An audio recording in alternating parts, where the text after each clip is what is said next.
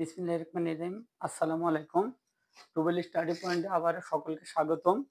আমি আজকে আমার স্টুডেন্ট ভাইদের সাথে প্রেজেন্ট পারফেক্ট টেন্সের প্রশ্নবোধক এবং নাবোধক গঠন প্রণালী সম্পর্কে আলোচনা করব। তাহলে প্রেজেন্ট পারফেক্ট টেন্সের প্রশ্নবোধক এবং নাবোধক বাংলা বাক্যকে কিভাবে ইংলিশে রূপান্তরিত করতে হয় সেই বিষয় নিয়ে আজ আমি আমাদের স্টুডেন্ট ভাইদের সাথে আলোচনা করব।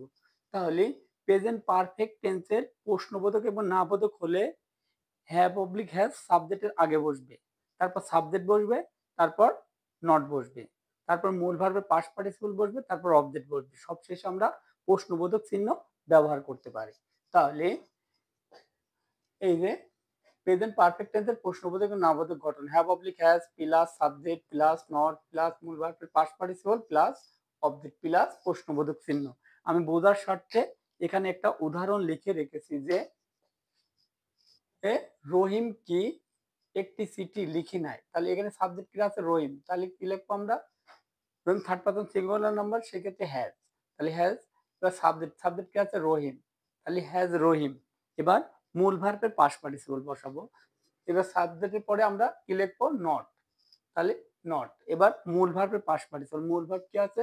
চিঠি কাজ না লেখাই কাজ। তাহলে লেখার ইংলিশ কি? রাইট। আর রাইটের পাস্ট পার্টিসিপল আমরা লিখতে পারি। তাহলে রিটেন। রিটেন। তাহলে কি রিটেন? একটি চিঠি। তাহলে এ লেটার।